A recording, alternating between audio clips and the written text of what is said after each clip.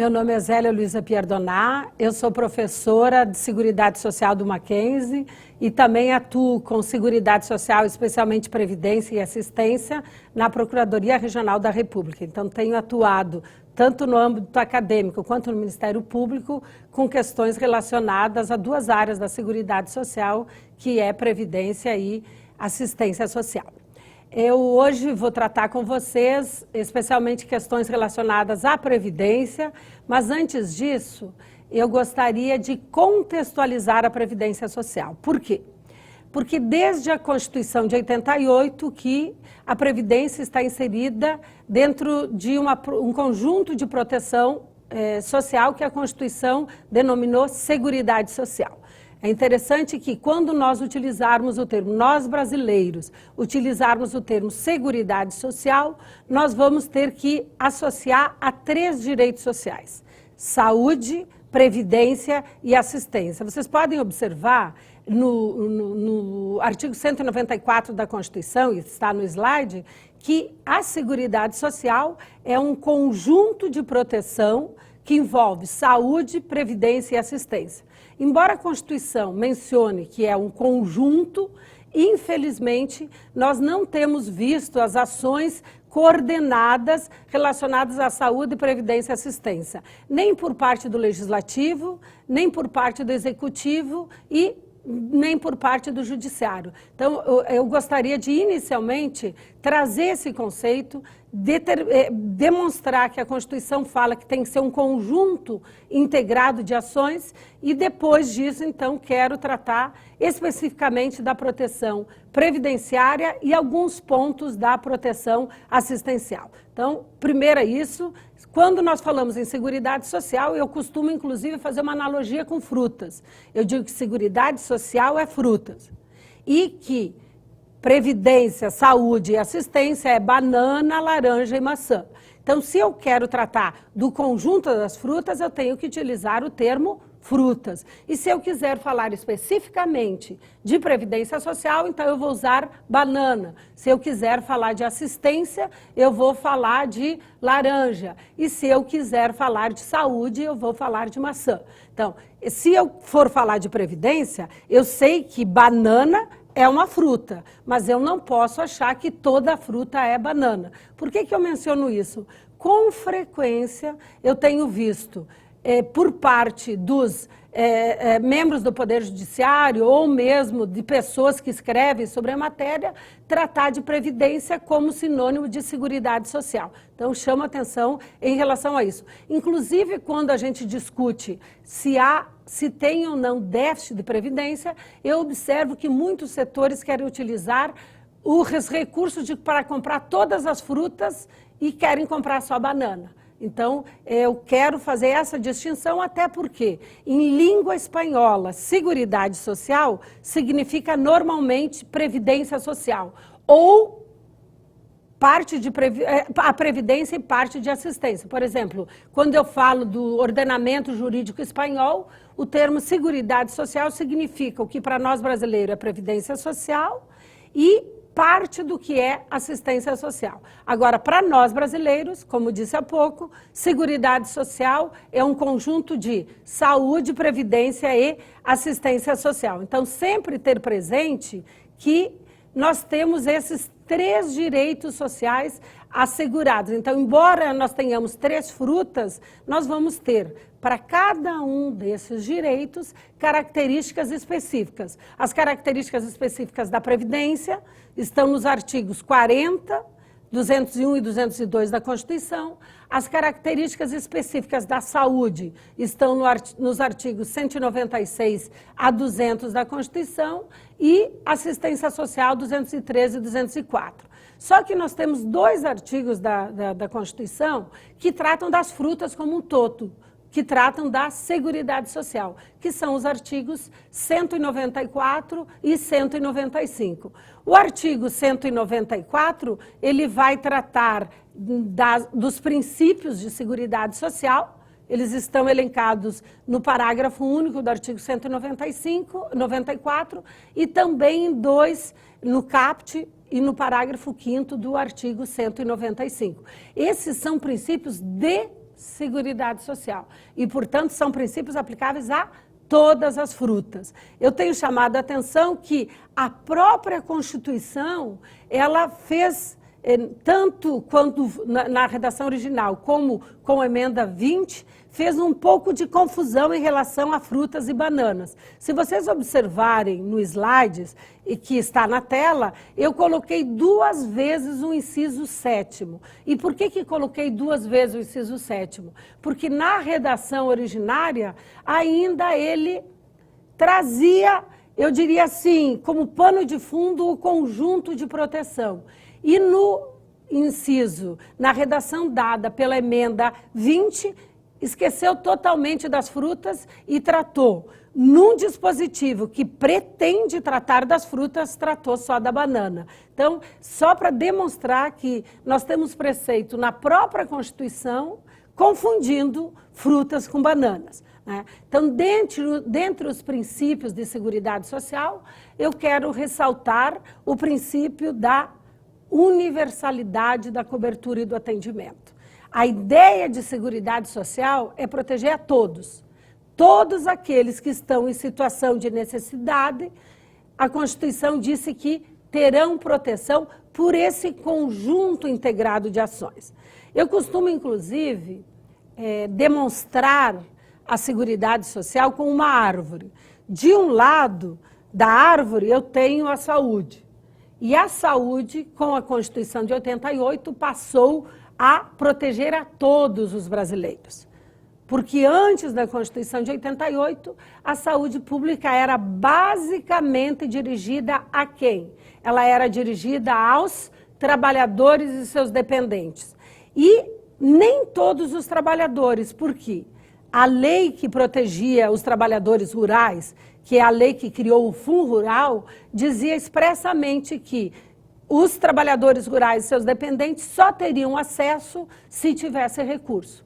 Então, eu quero dizer que nem todos, já os urbanos não. Os urbanos nós tínhamos o NPS, que cuidava dos benefícios, e o INAMPS, que cuidava das questões relacionadas à saúde. Com a Constituição de 88, isso não deixou de existir. E todos os brasileiros passaram a ter direito ao sistema público de saúde, que a Constituição disse que seria um sistema único, né, o SUS. Então, a partir de 88, nós tivemos essa inovação. Todos têm acesso à saúde. E por isso que desse lado da árvore, eu coloco a saúde e eu tenho o princípio da universalidade neste aspecto da proteção social. Do outro lado da árvore, no outro aspecto da proteção social, eu costumo dizer que nós temos os outros 2 direitos. O direito à previdência e o direito à assistência. E juntos é que nós vamos ter atendido o princípio da universalidade. Por quê? Porque a previdência social, ela tem por objetivo proteger os trabalhadores e seus dependentes, concedendo benefícios para manter o nível de vida deles quando detinham capacidade laboral. Então, eu trabalho, eu vivo com o fruto do meu trabalho, eu e meus dependentes. Quando eu não tiver mais condição laboral, ou porque fiquei inválida, ou porque estou doente, ou porque estou em idade avançada, eu vou ter um benefício previdenciário que tem por objetivo substituir os rendimentos do trabalho. Agora, esse direito da Seguridade Social, diferente dos outros 2, ele exige contribuição prévia, certo? Então, eu como trabalhador, parte da minha remuneração, ela é destinada à minha proteção futura, que é a Previdência Social. Por isso que eu pago sobre os meus rendimentos e o meu benefício ele vai ter como base os meus rendimentos, já que ele vai ser feita a média sobre as contribuições que incidiram sobre os meus rendimentos, a grosso modo. Então, por isso que a Previdência Social, os benefícios de Previdência Social, eles têm por objetivo manter o nível de vida do trabalhador. E só que nem todos são trabalhadores e nem todos recolhem para a Previdência Social. Por isso que a Constituição criou um outro subsistema, que é o subsistema de assistência social. esse subsistema diferente do previdenciário, que visa manter o nível de vida do trabalhador, o subsistema assistencial, ele visa retirar a pessoa da miserabilidade.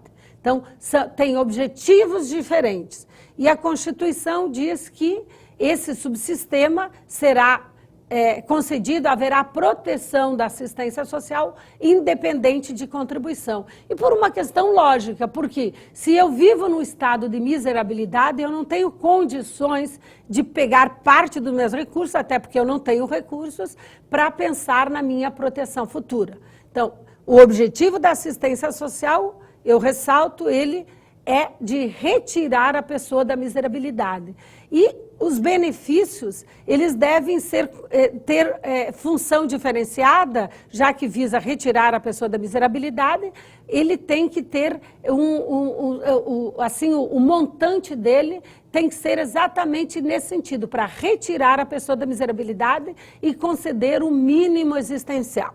Eu gostaria de chamar a atenção, depois eu vou voltar a tocar nisso, que o Brasil é o único país do mundo em que o benefício assistencial, um deles, que é o benefício aos idosos e às pessoas com deficiência, ele tem o mesmo valor que o mínimo da Previdência Social, que é um salário mínimo. Eu tenho dito e tenho sustentado que isso tem que ser modificado, porque ele está desestimulando o recolhimento para a Previdência Social. Eu costumo dizer que o trabalhador de baixa renda que recolhe para a Previdência Social, recolhe em vão, porque ele teria a mesma proteção. E no mundo inteiro isso não acontece, só no Brasil. Inclusive o Brasil, ele adotou um sistema que nós chamamos o sistema de Beveridge. Em 1941, a Grã-Bretanha formou uma comissão interministerial para estudar a proteção social existente na Grã-Bretanha e um ano depois, essa comissão apresentou um trabalho que é conhecido como relatório Beveridge, e nesse relatório foi sustentado o seguinte: tinha que ter seguro social para os trabalhadores, que é a nossa Previdência Social, e para aqueles que não eram trabalhadores ou não contribuíam para o seguro social, deveria ter assistência social. E o Beveridge dizia aqui no relatório que a assistência social tem que ser menos atrativa que a Previdência, para estimular as pessoas a recolher para a Previdência Social. Então, gostaria de chamar a atenção em relação a isso, exatamente porque a Previdência Social, ela tem por objetivo, como eu dizia, manter o nível de vida do trabalhador e incide contribuição sobre a remuneração dele, e a assistência social não é contributiva, ela concede um benefício assistencial que um benefício que tem por objetivo retirar a pessoa e deveria ser menos atrativo. Então, feitas essas considerações, eu quero dizer que, de um lado, eu tenho a saúde para todos, e do outro lado eu tenho a previdência e assistência. A previdência protegendo os trabalhadores e a assistência protegendo aqueles que estão excluídos da previdência e cuja família não tenha condições de manter esta pessoa necessitada. Então, se eu unir a saúde para todos, se eu unir a previdência e assistência, a previdência para os trabalhadores dependentes, assistência pública para os necessitados, assistência privada quando a família tiver condições de manter essa pessoa, se eu unir todos, eu tenho a proteção universal dos brasileiros, como diz o artigo 195, 194, parágrafo único, universalidade do atendimento e da cobertura. Eu não vou tocar todos os princípios, mas eu gostaria de chamar que essa universalidade, ela é contida pelo princípio da seletividade e distributividade. E isso se aplica às 3 áreas da Seguridade Social, porque esse artigo, como eu dizia, ele se aplica às frutas, se aplica tanto à laranja, quanto à banana, quanto à maçã, e, portanto, se aplica à saúde, à previdência e à assistência social. O artigo 194, parágrafo único, inciso 3, fala em seletividade e distributividade nas prestações dos benefícios e serviços. Então, rumo à universalidade, eu vou ter o quê? Eu vou ter que fazer seleções para proteger aqueles mais necessitados. Então, por exemplo, quando a Constituição diz saúde é direito de todos e dever do Estado e que tem que ser implementado por políticas públicas, aqui nós vamos ver o artigo 196 falando de saúde, ela diz que saúde é direito de todos e dever do Estado e que vai dar acesso universal e igualitário aos serviços de saúde. Isso não significa que todos têm direito a tudo. Eu quero chamar a atenção, e no slide está ressaltado, que a gratuidade da saúde pública brasileira, ela não decorre da Constituição Federal, e sim do ordenamento infraconstitucional. É a Lei 8080 que diz que o SUS é gratuito a todos. Então, tem posições contrárias. Eu mesmo defendo que as pessoas que detêm condições econômicas poderiam pagar pelo sistema, pelo acesso à saúde pública. Então, é uma posição minha, porque eu entendo que, se aqueles que têm recursos paguem, nós vamos ter mais recursos para dar uma saúde de qualidade a todos. Porque, na verdade, hoje, embora todos tenham acesso à saúde, nós sabemos que há brasileiros mais iguais que outros, né? Porque eles têm o melhor da saúde privada e o melhor da saúde pública. Então, eles fazem diagnóstico na saúde privada, em planos de saúde ou mesmo particular, e depois vão à justiça buscar medicamentos de alto custo ou vão ao SUS para fazer transplantes, e por isso que eu digo que nós temos brasileiros mais iguais que outros. Então, quando eu tenho o princípio da seletividade, eu posso adotar mecanismos como esse de cobrar daqueles que têm recurso, ou mesmo ter etapas de implementação da saúde. Então, dar uma saúde básica de qualidade para todos. Inicialmente só isso. E depois, aos poucos, evoluindo na medida que se tem recursos para que todos tenhamos uma saúde ideal para todos. Então, não é como alguns juízes têm entendido, alguns membros do Ministério Público, alguns autores defendem que a saúde, que a Constituição deu saúde integral para todos e em todos os sentidos. Então, na verdade, esse princípio da seletividade permite, por exemplo, que o Sistema Único não conceda medicamentos, certos medicamentos e assim por diante. Então, só para chamar a atenção desses princípios.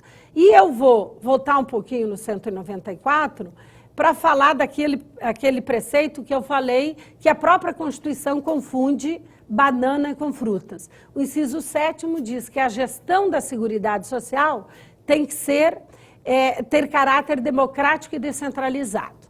O que acontecia na Constituição originária? Ela dizia que teria a participação da comunidade, em especial dos trabalhadores, dos aposentados e dos empregadores. Então, chama atenção em relação a isso. Bom, mas mesmo que ele usasse em especial dos trabalhadores, dos aposentados e dos empregadores, ele falava a participação da comunidade.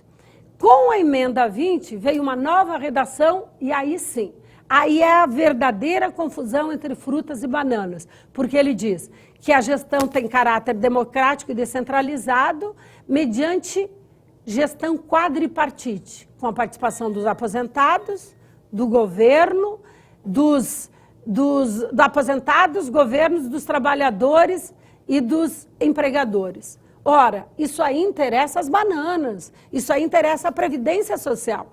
Que interesse tem a assistência social nessa gestão quadripartite ou a saúde?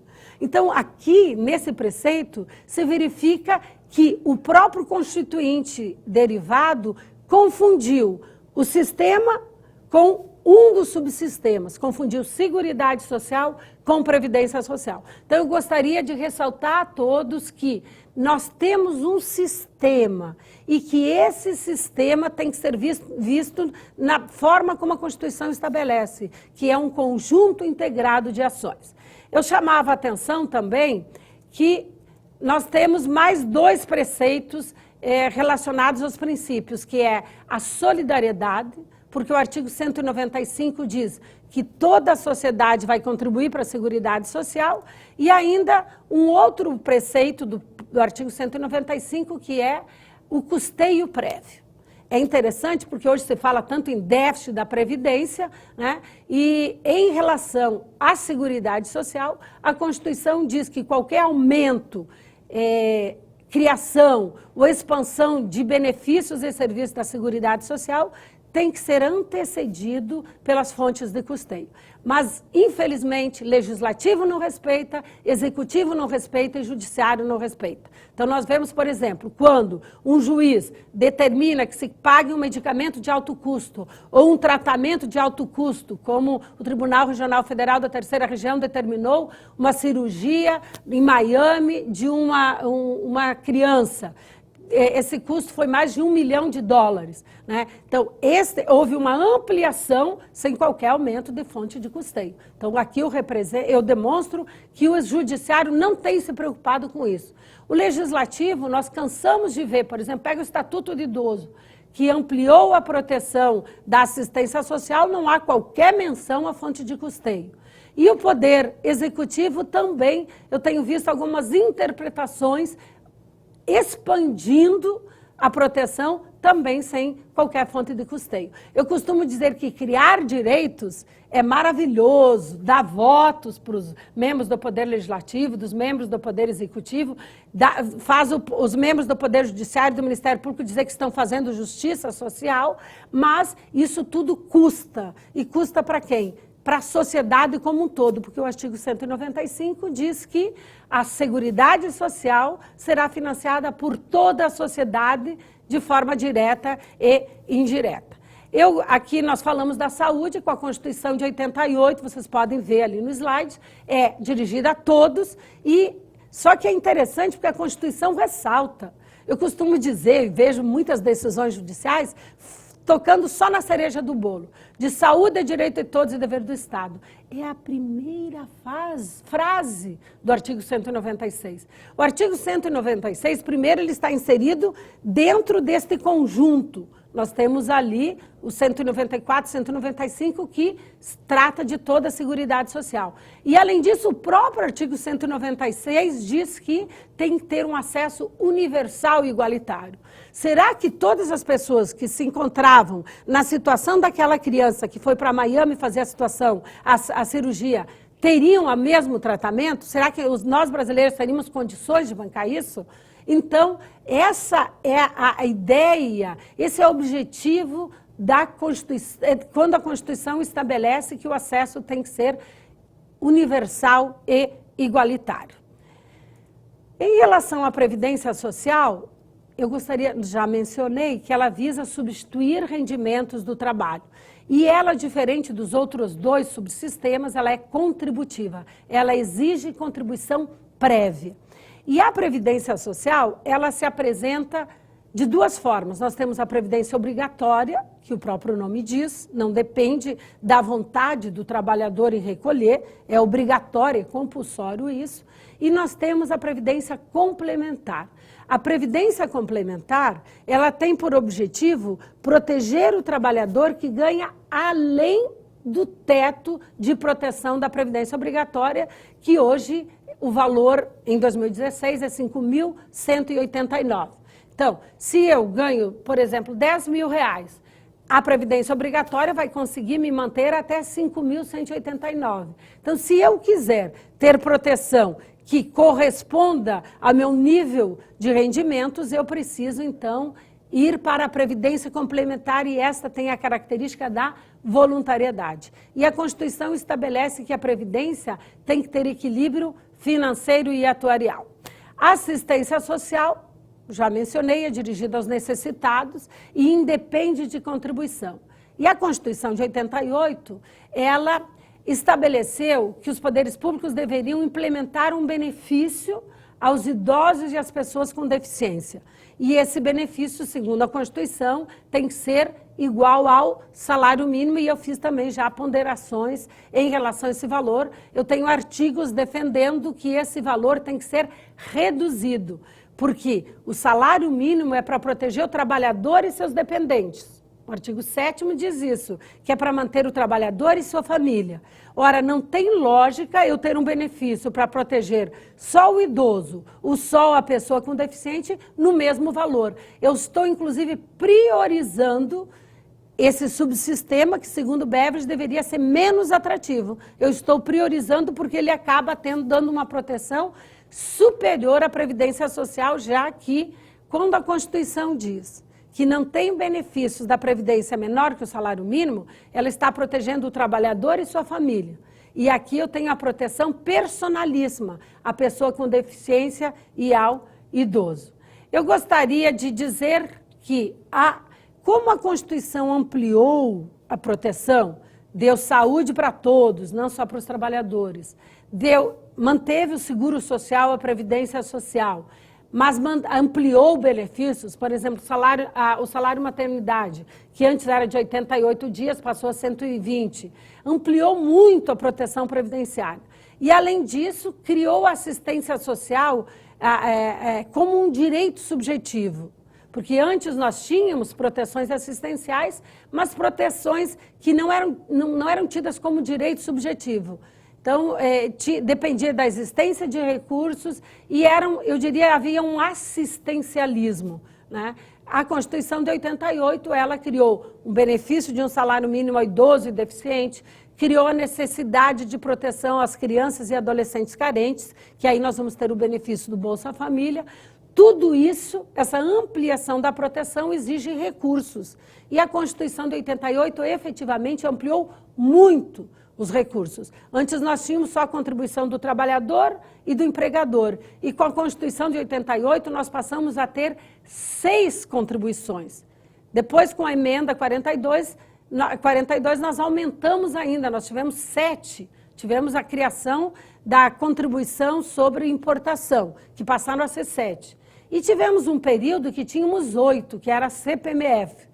Então, 8 contribuições de seguridade social, hoje são 7. Manteve-se a contribuição da empresa e do trabalhador, mas aí nós temos contribuição da empresa sobre o lucro, contribuição da empresa sobre a receita e faturamento, contribuição sobre concurso de prognóstico, contribuição do importador e o PIS/PASEP, que passou também a fazer parte dos recursos da Seguridade Social, que ele é destinado ao seguro-desemprego. Embora muita gente não considere gasto da Seguridade Social o seguro-desemprego, eu já vi muitos relatórios, inclusive demonstrativos, até da Anfip, não consideram o recurso, mas não consideram o gasto com seguro-desemprego. Aí fica fácil ter superávit, né? Então, na verdade, a contribuição do PIS/PASEP passou a financiar 2 coisas. O seguro-desemprego, que é previdência social, nos termos do artigo 201 da Constituição, e também, ainda, o abono de um salário mínimo aos empregados que recebem até 2 salários mínimos. Então, esse abono e o seguro-desemprego são benefícios previdenciários, embora não seja o INSS quem cuida disso. Então, nós tivemos uma ampliação das contribuições e ainda a Constituição diz que poderá ser ampliado, já que o parágrafo 4º do 195 menciona a possibilidade de instituição de novas fontes, daí utilizando-se a lei complementar. Eu gostaria de chamar a atenção, e eu apresento um quadro aqui, para aqueles que falam da existência ou não existência de déficit na Previdência Social. Eu tenho dito que esse argumento da inexistência de déficit é um argumento especialmente para manter um sistema diferenciado de proteção. Então, por exemplo, quando nós vemos os servidores públicos dizer, não tem déficit, então não precisa fazer qualquer reforma na Previdência Social. Eu gostaria de apresentar esse quadro, chamar a atenção de algumas coisas. Esse quadro, ele apresenta dados da União e nos anos 2014 e 2015, a União arrecadou de impostos 435 bilhões em 2014 e 444 em 2015, de impostos. De contribuições sociais, ele arrecadou 692 bilhões em 2014 e 756 bilhões em 2015. Aqui eu teria que tirar duas contribuições que não são de seguridade, que é o salário e educação, que é uma contribuição de 2,5% sobre a folha, e ainda a contribuição, o adicional no caso do fundo de garantia. Mas eu tenho certeza que isso não chega a 30 bilhões. Então, se nós considerarmos em 2014, nós teríamos 660 bilhões para a Seguridade Social e 720 bilhões em 2015. Vejam os senhores que esse argumento de que tem contribuição de seguridade e, portanto, não precisa fazer, não é inconstitucional, a DRU ou outras questões, se nós tivermos esses valores só destinados à previdência, saúde e assistência, nós só vamos ter saúde, previdência e assistência e mais nada. Por quê? Porque esse dinheiro de impostos é para pagar o pessoal da ativa, é para pagar tudo o resto, inclusive educação. Porque educação tem esse salário educação, mas a Constituição diz que a União tem que aplicar 18% de impostos em educação e que os estados e municípios têm que aplicar 25% de impostos em educação.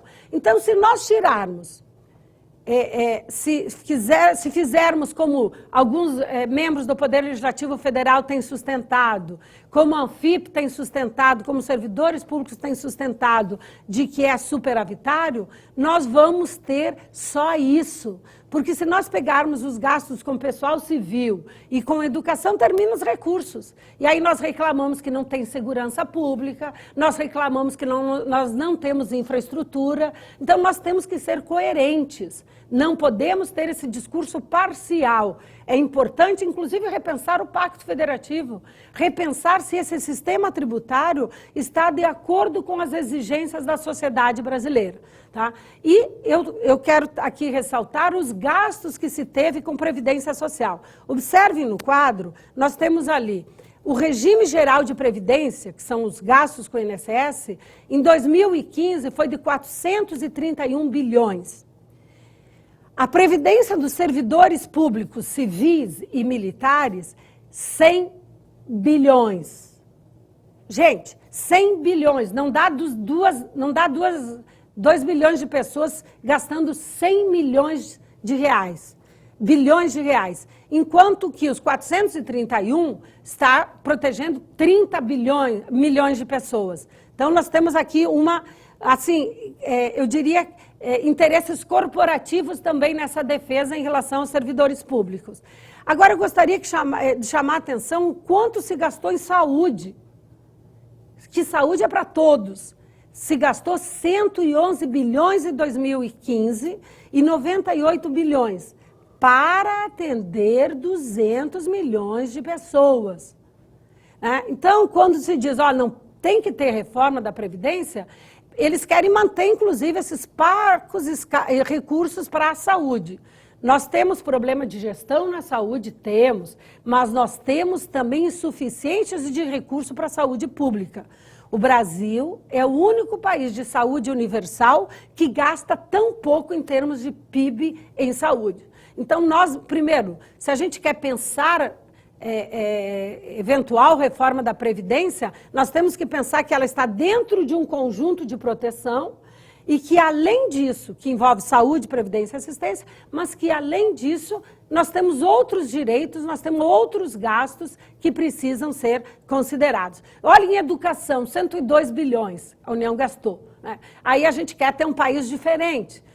Olha, você só vai ter um país diferente com redução de desigualdade se você tiver 2 direitos sociais, a saúde e a educação. Isto nós temos que dar para todos os brasileiros e de qualidade. Assim, nós poderíamos ter um país com redução de desigualdades, um país, como a Constituição diz, um país solidário, um país que vai reduzir as desigualdades sociais e regionais. Então, eu vou deixar esse quadro, chamo a atenção para isso. Nós não podemos verificar a possível reforma da Previdência fora desse contexto de proteção e fora do conjunto de direitos e obrigações que o Estado brasileiro tem com todos os cidadãos. Aqui eu tenho no próximo quadro os gastos do Estado de São Paulo, só para demonstrar. Então, nós vamos ver que em previdência dos servidores teve um gasto maior do que o gasto com saúde. O Estado de São Paulo gastou com aposentadorias e pensões dos servidores públicos, civis e militares, mais do que gastou com toda a população paulista em saúde. Então, é importante ter essas discussões. Mas eu quero registrar aqui um elogio a esta casa, à Assembleia Legislativa, ao Estado de São Paulo, porque é um dos poucos entes da federação que instituiu contribuição dos militares. Então, aqui no Estado de São Paulo, os militares contribuem para suas aposentadorias e pensões, o que não ocorre na União e o que não ocorre na grande maioria dos estados. Então, quero registrar esse elogio, porque, na verdade, eu estava esses dias dando uma aula em Aracaju e tinha um membro da Polícia Militar que, com 49 anos, era aposentado e ele disse... estava na reforma, né, porque não é esse o termo, com os militares. Ele mencionava que ele não tinha contribuído e com 49 anos já tinha uma proteção, como coronel, uma proteção bastante significativa, e a empregada doméstica dele tinha que contribuir para ter o benefício de um salário mínimo. Então, é importante que se pense no contexto, a gente não pode pensar isoladamente essa questão da proteção. Então, eu acho que o Estado de São Paulo está à frente quando já instituiu contribuição para os militares. Eu gostaria de dizer agora, entrando num dos subsistemas, ou discutindo a banana, agora sim a banana e não frutas, dizer que a Previdência Social ela é obrigatória e facultativa. A obrigatória é para todos aqueles que exercem atividade remunerada. Então, nós temos dois regimes de previdência obrigatória. O regime geral, que protege todos os servidores, todos os trabalhadores, exceto os servidores titulares de cargos efetivos. Então, os servidores titulares de cargos efetivos, servidores civis e os militares estão fora do sistema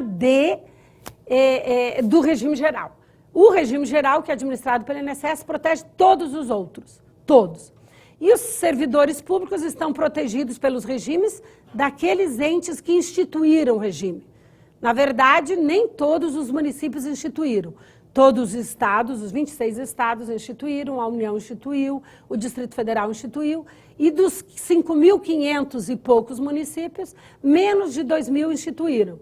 Então, na verdade, nós temos o quê? Nós temos mais de 3.000 municípios cujos servidores titulares de cargos efetivos estão vinculados ao INSS, ao regime geral. Por quê? Porque o regime geral ele é tido como regime básico. Vocês podem verificar isso no slide. É um regime básico e abrange todos aqueles que não estão protegidos nos regimes dos servidores. E é importante porque a Constituição ela só dá a possibilidade de dois regimes. O regime geral, que é para todos os trabalhadores, menos aqueles que estão no regime próprio. E no regime próprio, quem está? Só servidores titulares de cargos efetivos. Então, eu pego o governador do estado, eu pego um deputado estadual, um deputado federal, um vereador. Ele não é titular de cargo efetivo. Então, ele está onde? No regime geral. A Constituição não criou nenhum outro regime.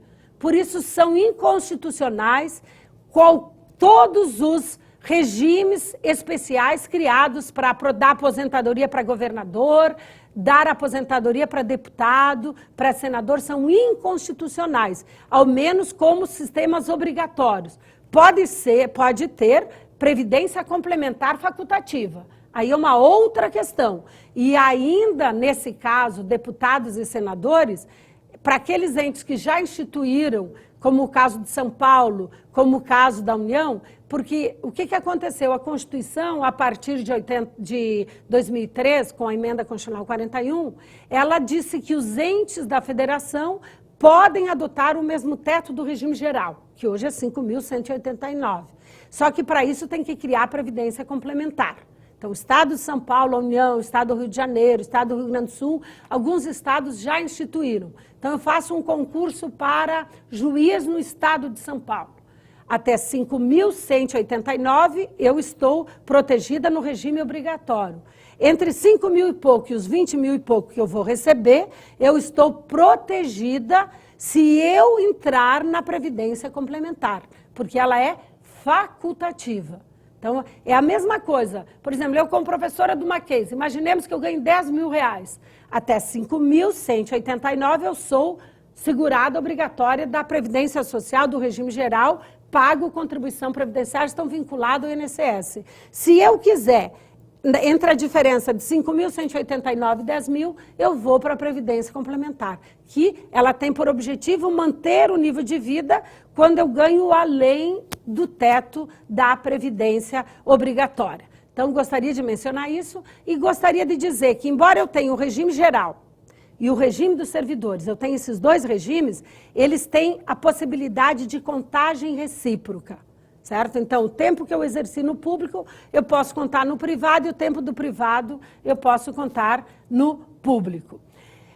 O regime geral tem dispositivos no artigo 201 da Constituição, e tem segurados, 5 tipos de segurados obrigatórios, que são os empregados, os domésticos, os contribuintes individuais, os avulsos e o segurado especial, que é o pequeno agricultor e o pequeno pescador.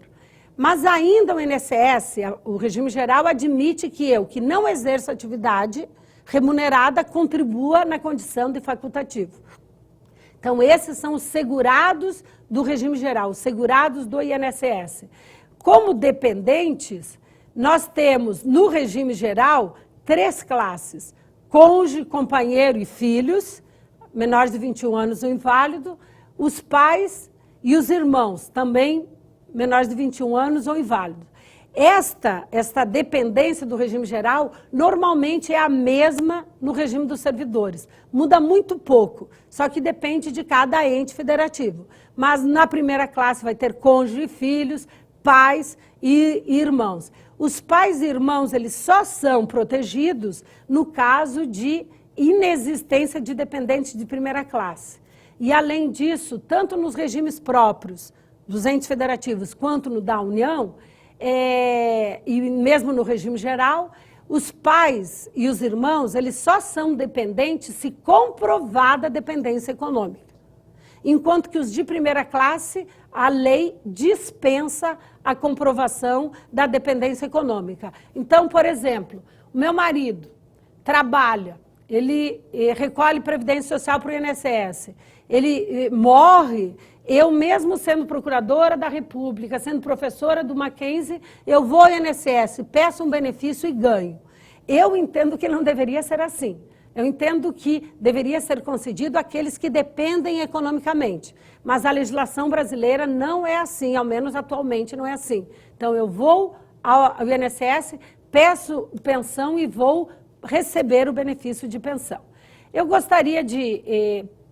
já que o tempo é curto, isso daqui, essa primeira parte seria objeto só de uma aula e a previdência em si de uma outra, inclusive eu já estou me pondo à disposição para nós fazer uma especificamente só sobre proteção do regime geral, outra só sobre proteção do regime dos servidores, mas de qualquer forma eu quero aqui brevemente, nesses minutos que sobram, falar um pouquinho dos benefícios e dos serviços do regime geral e do regime dos servidores públicos, certo? Então, eu vou passar aí e vai ficar à disposição, inclusive se tiver alguma forma de disponibilizar aos ouvintes, aos telespectadores, esse slide está à disposição em relação a isso.